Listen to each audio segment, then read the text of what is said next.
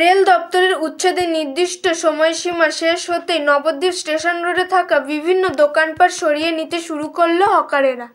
শনিবার সকালে রেল দপ্তরের আধিকারিক ও রেল পুলিশের উপস্থিতিতে নবদ্বীপ স্টেশন রোডে থাকা অসংখ্য দোকানপাট সরিয়ে নেওয়ার কাজ শুরু করে রেলের জায়গা দখল করে থাকা স্ট্রিট হকারেরা।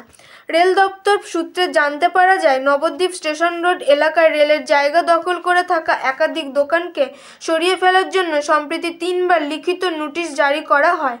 সর্বশেষ নোটিশটি ছিল 3রা ডিসেম্বর। এরপরও মৌখিকভাবে আরও 3 দিন বাড়িয়ে 7ই ডিসেম্বর সকাল 10:30টার মধ্যে সমস্ত দোকানপাট সরিয়ে নেওয়ার নির্দেশ জারি করে রেল দপ্তর। সেই মতো শনিবার সকাল থেকে নবদ্বীপ স্টেশন রোডে মোতায়েন করা হয় বুলডোজার সহ রেল পুলিশ কর্মীদের।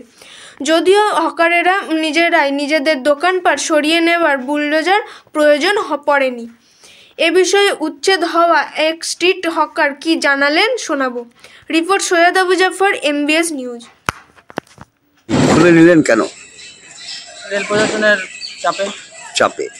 এরা কি নোটিশ জারি করেছিল? হ্যাঁ, নোটিশ জারি করেছিল। যেটা জানা যাচ্ছে গতকাল রাতে নাকি RPF এর তরফ থেকে চরম সময়সীমা বেঁধে দিয়েছিল, আজকে সকালের মধ্যে খুলে ফেলতে হবে। হ্যাঁ, তাহলে পরবর্তীতে আপনাদের এই রুজি কিভাবে চলবে সে ব্যাপারে কোনো রেল কর্তৃপক্ষ ভেবেছে?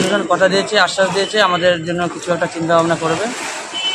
এই পর্যন্ত আপাতত তো আপনারা বেকার হয়ে গেলেন। আমরা পুরো বেকার হয়ে গেলাম। আপনার নাম? আমার নাম অতুল দাস।